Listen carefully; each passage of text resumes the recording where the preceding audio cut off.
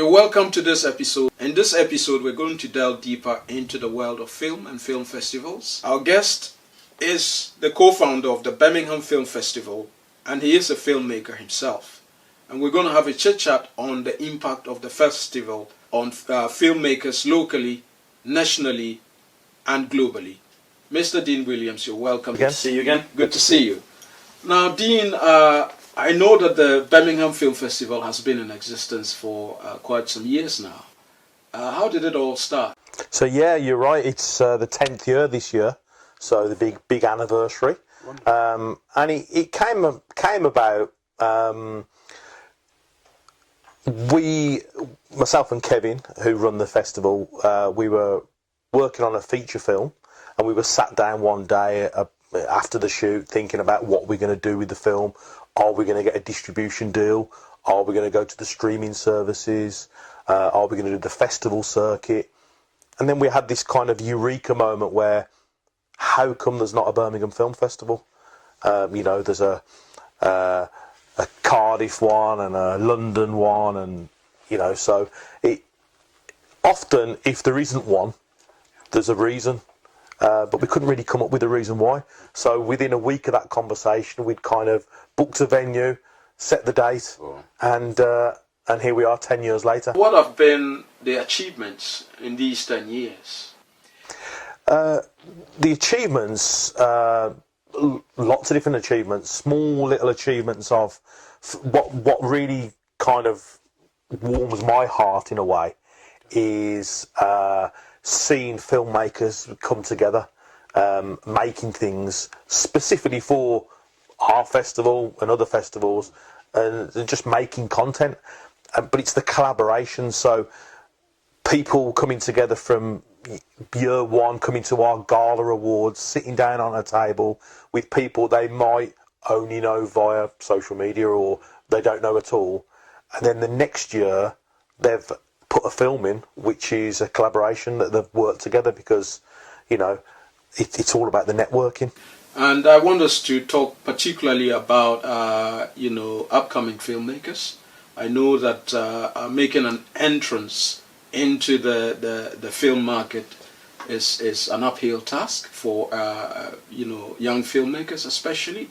How does your film festival give them that opportunity to explore and then get into the market? Yeah, so that was the other reason of putting it on is to give we found as filmmakers ourselves, it's very difficult, it's hard enough making a film, the whole pre-production, post-production, the shoot itself, but it's even more difficult to get your film out there and give it an audience. So that was one of the ideas of the film festival, is putting on a platform so the filmmakers can show it on a big screen, can share it with big audiences, not just their family and friends and their small inner circle that are all going to say, yeah, that's an amazing film. Like-minded filmmakers that can be a little bit more, have a bit more of a critique, but putting people in the room, these young and upcoming filmmakers, with people that are doing it, working in the industry, and the ones that have been there and done it as well. So it's all the different layers. It's giving those up and coming filmmakers the platform, and also being in the room with those people and the whole networking thing, and going back to the success stories. It's inspiring for those young filmmakers to see that these filmmakers that are just a tier or two above have achieved a bit of success. We've had films that have won BAFTAs, that have been shortlisted for BAFTAs and Oscars. So, it's giving them a bit of an inspiration. I'm mindful of the fact that this film festival is situated it's within Birmingham, which happens to be the second city in the UK. And I want us to look at the specific benefits that an impact you've had within Birmingham as the second biggest city in the UK. Yeah, that contributes a bit to, it 100% contributes to the name Birmingham Film Festival. That's why we called it that. But it definitely contributes to our success being such a big city, because, you know, maybe if we were the Leamington Film Festival or, you know, a small outer suburb, we wouldn't have the name. And you know, a lot of people around the world know Birmingham, and even from year one we had a lot of people travelling internationally come along because they want to go to Birmingham. You know, they've got their filming at the festival, but Birmingham is something that may be on their bucket list, you know, a place that they want to go to. And locally, obviously, we've got a big community, so there's a lot of a network and a bit of a hub that we're kind of, over these last 10 years, we're bringing this collective together. So it's such a great thing. People look forward to the film festival. Oh, you know, I see people in January and they say, I can't wait till November, because they want to come along. So that's for the local ones. For the national ones, Birmingham being right in the heart of the country, it's, you know, it's 2 or 3 hours from anywhere. So that makes it really good. And then obviously, once again, globally, we've got great transport links, you know, Birmingham Airport, you know, a big airport, and all the train links as well. So it kind of ticks all the boxes. If you had to think about a location and a name of a film festival in the UK, the Birmingham Film Festival was the one. And then on top of that, the timing of it all. You know, we had films like Ready Player One filmed in Birmingham. We've had, obviously, Peaky Blinders. Everyone knows that he put Birmingham on the map, kind of thing. So the timing was key as well. So the location, the timing, and it just all come together. I'm happy we're talking about the global collaborations that you provide, or the global engagement of the film festival with other global filmmakers, for that matter. And I'm wondering if if filmmakers are watching this interview the world over, how do you engage with filmmakers that are out of the UK? I mean, we have a good reach with our social media, and I think it was only a couple of years ago we looked at our demographics, and we kind of, I think we had something like, it was something like 79 different countries had submitted films into the festival. I couldn't even name 79 countries. So, you know, that's an amazing achievement, and it just shows. And the real good thing is we've got people that come from around Europe, China and America that keep coming back as well. So they've been here time after time. So it's like their highlight. You know, a lot of people, you know, go to Cannes every year. We've now shifted the balance somewhat, and people are actually investing time and money to come along to Birmingham year in, year out, so which is great. Award ceremonies tend to be the highlights of film festivals, and I'm fortunate to have attended quite a number of your film festivals over the years. And I am interested in knowing the criteria you apply in selecting films for awards for your film festival. We have a judging panel and a grand jury. So what happens is the films get entered into the Film Freeway portal. All the films then are accessible to all the judges who will log in. The first job for all the judges is to watch all the films, and we all have a coloured flag so we can make sure that we know that that judge has seen it, that judge has seen it. Once all the films have been watched, then the next kind of job is to be multi-watch. So we'll go and we'll often meet up and we'll say, you need to watch this film or this film, and we give suggestions, a bit like an old-fashioned book club, you know, but with film, with independent films. So once we've multi-watched a few films, it's and we have like a kind of a judging score as well. So out of 10 we have things such as the production value, the editing, the acting, because that's the other thing is the criteria itself.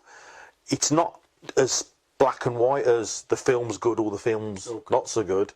It's we could have for an example, you could have a film that's the pacing's really off, the sound, the score isn't that good, but the performance might be good. So there might be an outstanding lead actor or actress, so that gets scored. So those different criterias are actually put forward for an award rather than the whole film itself. To win the Bull Award, which is our main best filming show, it needs to tick a lot of those boxes. But some films have won for best special effects. That probably wasn't the most outstanding film.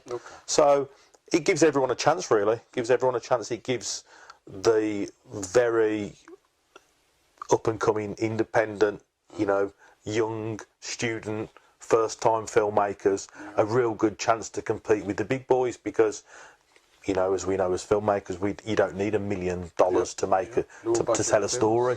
So even they can't compete cinematically, they can achieve wonders on a shoestring, really, but as long as they've got a good performance or they've got any of the individual criterias. I don't need anybody to tell me what goes on at the film festival, but for those who haven't been there, what can they expect at the Birmingham Film Festival?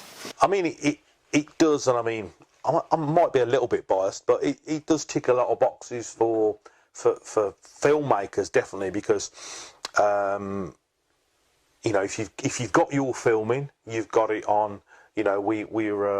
Our home is the Millennium Point in the heart of Birmingham, right in the city centre, which actually houses the biggest screen outside of London. So I think it's about the second. I think it's the second biggest in the country. It's a 360-seater auditorium. So if their film is entered, and selected and shown, they'll get this wonderful venue to house there. And we have people that make it a bit special, that make it there. Because obviously, if they've just made the film, it's probably the first screening that it's had as well. So people really go for it and make it their premiere within our event. So that's really good for the filmmakers to showcase their work on the big screen to their cast and crew and family and friends, as well as other filmmakers. And then I think that is the key thing, really, the other filmmakers. It's that networking, whether you're getting inspirational stories, whether you're looking at someone else's work and thinking, I could do better than that, or I need to do better than that. We're giving them a little bit of a push, and it's giving them confidence as well. If they're up on stage, we do a Q&A after the screening, and people are engaged and asking questions and how do you do this? It's giving them that confidence to go out there and go, do you know what? I can do this. I can turn this into a career.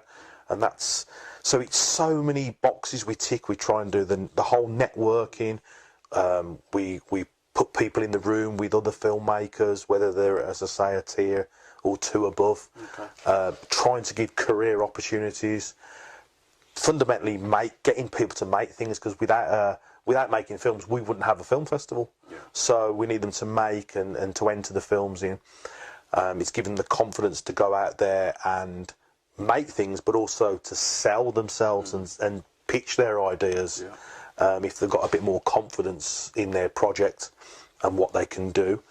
And also, we have these, what we didn't want to do, and we kind of, the early days, we kind of just did, it was just kind of screenings, like a lot of festivals, because most film festivals are over a weekend. We run over 10 days, so we've got a good programme to fill. And we want international filmmakers to come along and spend a week here, so they can attend the bolt-on events that we do. Exactly. If you're flying in from somewhere, why just come for a day, watch your film you've probably seen 100 times in the edit suite, and then have a nice dinner? Come along and come to the events. So we put on seminars, talks, workshops from industry professionals, you know, we theme it different times. So in the recent years, we've had you know, how to sell your movie, how to specifically for actors, how to do how to audition, how to use lighting, you know, all these different facets that we need, and we as these seminars and workshops. And then, as you say, the big gala awards, which is the fancy dress up, red carpet. yeah. Have your photo with a paparazzi in front of the media wall, and feel like a Hollywood star. You know, you might have only made a 5-minute movie, and that's cost you 20 quid because you just bought a pizza for everyone to share. But you can feel like a Hollywood A-lister by coming along and coming to the gala and knowing that you were part of the Birmingham Film Festival. In order to give people watching... what times the film festival takes place, if you can just give them a sense of when the film festival normally takes place. Yeah, so we run every November. So all should have researched this. I think this year's the 14th of November. Okay. So as I say, it runs for 10 days. Right. Yeah, we start on the Friday night. We have a bit of a opening party, so we have a DJ, people come along, dress up a little bit, the opening night. Sometimes we do an opening screening as well on that night, as well as, and then it really kicks off on the Saturday morning then. So the weekends we kind of do, we do 2-hour blocks of films, so you could come along and watch one feature film, or you could have 7 or 8 short films. You could have 2 documentaries and a music video, you know, so it's really good. It's a bit like if you go to a music festival. I always think of the bit of an analogy is that instead of going to see your favourite band, you're going there to see maybe your film, or which we're trying to open it up to people that the general public, so they could come along and watch films. You're not quite sure what you're going to get. You know, a mixed bag, yeah, definitely. If you're in that 2-hour screening and you're watching something that could be, you know, hard hitting, something that could be fun and light, something that could be action, it's a real mix. And yeah, I remember always going to see. I went to the cinema many years ago, and I can't remember what film it was that I was going to see, but it was sold out. So I ended up going, oh, I'll watch that. And it was From Dusk Till Dawn, Tarantino. Yeah. And it wasn't what I expected. I hadn't seen any trailers for it. And I loved it because it was just like, oh, I didn't see that coming. So it's kind of that kind of vibe, you know, because the films aren't plastered all over on the side of buses. You're coming along to watch some independent movies. You don't know what they're about. And that's a big surprise sometimes. So we run, as I say, the weekend 2-hour blocks, 10, 12, 2, 4, 6 and 8, Saturday and Sunday. And then in the week we have our 6 o'clock and 8 o'clock screenings throughout the week of an evening. And then, as I say, that's interspliced with some workshops, some panels, some talks.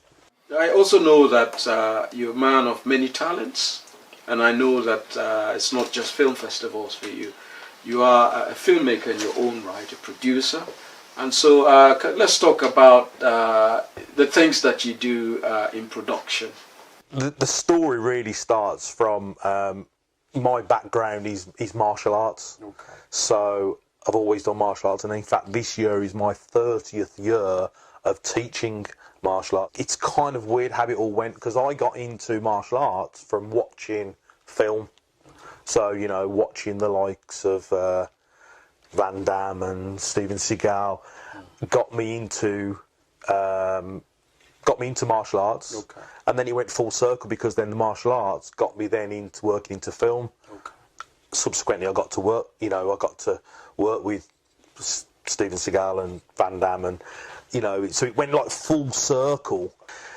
Not many sports relate to movies, and martial arts does, because in most movies if there's not a fight scene, there might be a fall or some sort of action. Right. So it was really cool to to then get into film, and then so I started doing stunt work. My niche thing is fights and falls. Some stunt performers do motorbikes, cars, high falls, burns. Mine's fights and falls mainly. I've got into film with the stunt work. As I worked my way up the ladder, coordinating the stunts. And then as I got a little bit more confident in front of the camera with a bit of acting, and then as I worked how all the cogs worked on a film set, bit of producing. I know it's a lot of films for you, so I don't expect you to watch films for relaxation necessarily. But what do you do to relax when you're not busy and going on with film and film festivals? Yeah, I find it hard to relax because there's always, things to watch. Because we have about 1,000 films submitted to the film festival, and we have to, using that judging process I mentioned before, whittle it down to about 200 films that we show over the 10 days. So I mean, I've cancelled my Netflix and my Disney Plus subscriptions because I've got other films to watch. I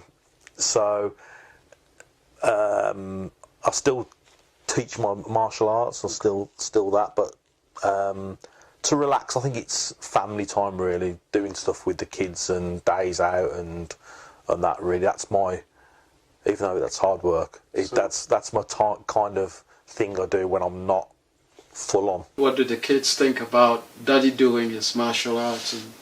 I think it's one of those things where they're just a bit blasé to it, because they're brought up with it. So my my older two, they do a little bit of training with me. So which is quite cool. I don't want to be.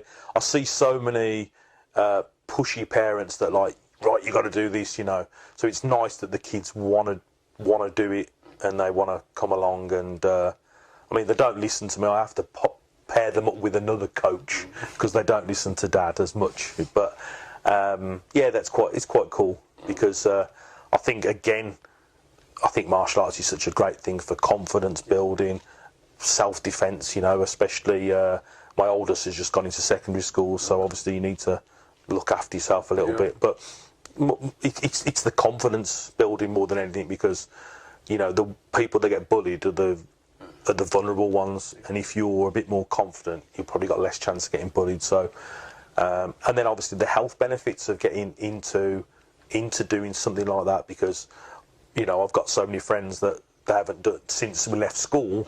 They haven't done anything since PE.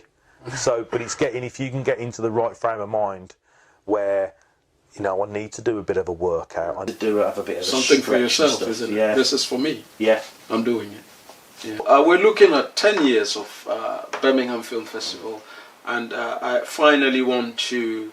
I want your take on the global film festival, film industry. We've come a long way. We now have the advent of AI in filmmaking and all that. As one who is, hosted, if you like, this film festival over a decade, what, in your opinion, is the future of filmmaking? I think there's always going to be. There's always going to be film. I think there's always been an evolution. I think a lot of people in the industry are very negative against AI. I'll give you an example. We did a poster, and it was an AI generated poster just to advertise that the submissions were open for the film festival. The engagement we had for that picture was crazy. But most comments were, why have you used an AI? Why haven't you got a photographer to come and shoot? And it's like, well, because it's a lot cheaper to generate an AI. You get the engagement as well. So I can see both sides, and it is a talk that we've hosted before on AI. I think you've got to go with it a little bit. You've got to just use it as a tool. You've got to use it, because otherwise you'll get left behind if you don't embrace it a little bit. As long as you still keep your morals and your creativity, you know, you can't just go be lazy and say, ChatGPT, write me a film script with about this and that. You know, you've got to use your own creativity. I was talking to a guy the other day that works in TV, and he was saying about how the technology in the cameras, the tracking, so it's like, it's literally, they can just plonk the camera down and they don't have to, you know, manually zoom in and pan and all that. It follows. So he found it a little bit frightening and scary, but he was also under the impression that you've got to understand it, you've got to embrace it, otherwise you will get left behind. Yeah. So I think you've got to use it as a tool, because fundamentally what we don't want is a situation where all the filmmakers are out of business. Yeah. We want to. There'll be no film industry. Exactly. we want to get people making more stuff, and I think AI can help us make more stuff, because a young up and coming filmmaker probably hasn't got, you know, £1,000 to spend on someone doing some storyboarding, or, you know, so you can use those tools to help. Yeah. You can. It's got cost cutting. A little bit of cost cutting benefits as well, and time. Okay. And then you can spend your time and your money on your passion of filmmaking. Right. So, I think for the next, you know, I think we're okay for a good few years yet. Okay. But it's all about, I think you've got to keep your morals, keep your creativity, and you'll be all right. Mr. Dean Williams, it's been an honour and a pleasure to host you on this show. We're looking forward to having you next some other time when it's appropriate. Thank you so much. Thank you very much, and come along in November. You're always welcome. Will do. Thank you.